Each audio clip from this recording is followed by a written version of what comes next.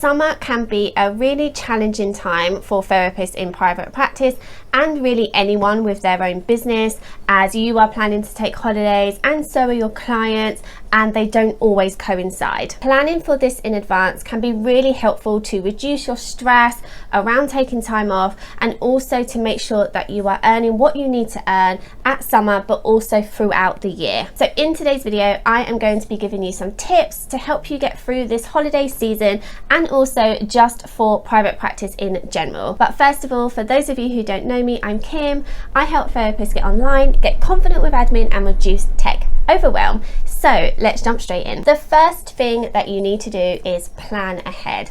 I don't know when you're watching this video, it might be too late for that to plan ahead for this season, but I would really recommend following the steps that I'm going to talk about, because that will help you plan for next season, and it will also just help you in private practice in general when it comes to your finances.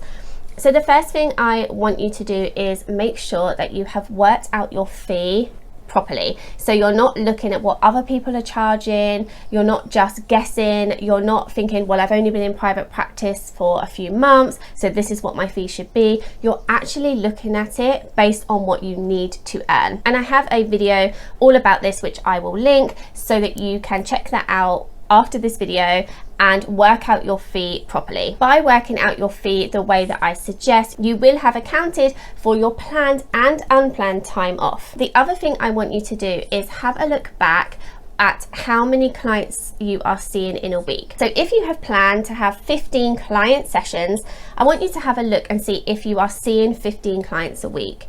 If your average is less than that, you may want to readjust your fee calculation so you can work it out based on the amount of clients you're actually seeing. So there are a couple of other things you can do as well. You can get more clients on your books to make up the additional sessions that you are not using currently, and you can also have a look at your cancellation and no-show policy, which we're going to talk about a bit later. The second thing to think about is understanding your finances. So you need to be measuring your finances on a monthly basis at minimum. The number in your bank account does not tell the whole story, so you really want to make sure that you know what you are getting in each month, what your expenses are each month, so that you know if that number in your bank account is healthy or not. You also want to make sure that you're taking the right amount from your practice and leaving enough for things like tax and national insurance or other payments that you need to make. This is also a really good exercise so you can see the ebbs and flows of the finances in your private practice. There will be months where you are making less money than you would in other months. So you want to be able to measure that so it's not a real surprise to you when that happens, and it doesn't get you really panicky and think that you need to get loads more clients when really you don't have the space. If you'd like help with your bookkeeping, I do have a sole trader bookkeeping template which you can purchase, so I will leave a link in the description for that. Tip number 3 is don't spend all of your earnings. Now, this should be a no-brainer to people if you're in private practice, because you have your own business and you need to leave money for your expenses. You also need to leave money for any tax and national insurance payments that you need to make. But you also want to leave money in there for periods where you're not earning as much as you did in other months. A couple of times a year, you may not earn enough to cover all of your expenses and what you need to take from your business. So you want to make sure you have reserves in your bank account so that you can dip into that occasionally. Tip number 4 is to have a no-show and cancellation policy. I really encourage everyone to have a no-show and cancellation policy, and I have another video all about this and the reasons why you should have this in another video, which I will link. During holiday time especially, it can be really important to reinforce this cancellation and no-show policy boundary that you have, because it's much more likely that your clients are going to forget about it, cancel late notice, or not even turn up because they are on holiday or they're just out of their routine, so things are different for them and they just forget about the therapy sessions. You want to make sure that you have those policies in place so that you can recoup the money. So either you are making sure that clients are paying for their missed sessions if they are no showing, or if they're letting you know really late minute, or you can get other clients into their session times if they're giving you enough notice. What some of my clients have is a maximum amount of sessions that they can miss in any 1 month. So that might be 2 sessions that they can miss, or they're going to lose their confirmed slot.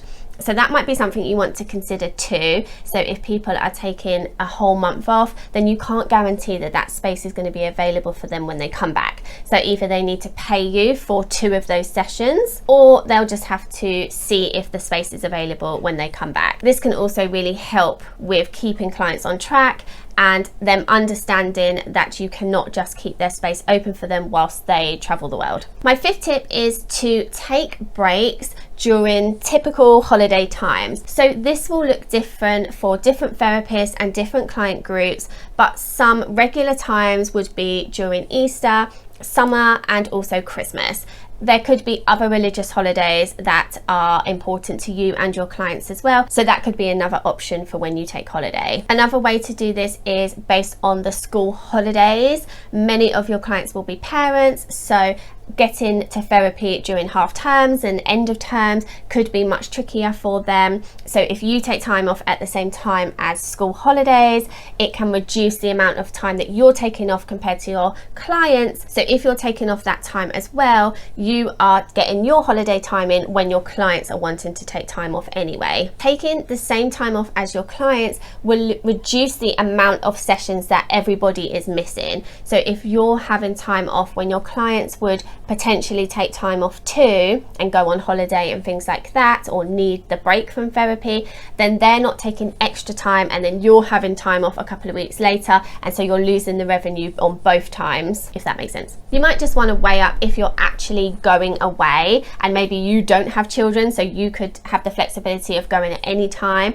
You might just want to weigh up the additional cost that it will cost you to go away during these busy times based on the revenue you're going to lose in your practice. And my final tip is to ramp up your marketing before a holiday season. It can take a while for your marketing to get any kind of traction. So if you're looking at getting new clients over regular holiday periods, I would suggest doing your marketing a few weeks beforehand so that people can get to know you and know that you are looking for clients. Clients may also finish or graduate during these times as well. They might look at it as a good time to end therapy. So it's also a good thing to preempt that and start your marketing so that you can replace those clients. Connect with your peers, update your social media profiles, your directory listings, have a look at your website and make sure that it's still reflective of the clients you want to work with and who you are. Okay, so those were my tips for how to financially prepare yourself and your practice for holiday periods. I think these tips also help you just prepare financially for being in private practice as a whole. Please check out the other videos that I have linked into this video because that will really help you. And if you're looking for help with your bookkeeping, I do have a low-cost template which I'll link in the description, and it comes with a video tutorial to help you get started so you don't feel really overwhelmed with it. Until next time, thanks so much for watching.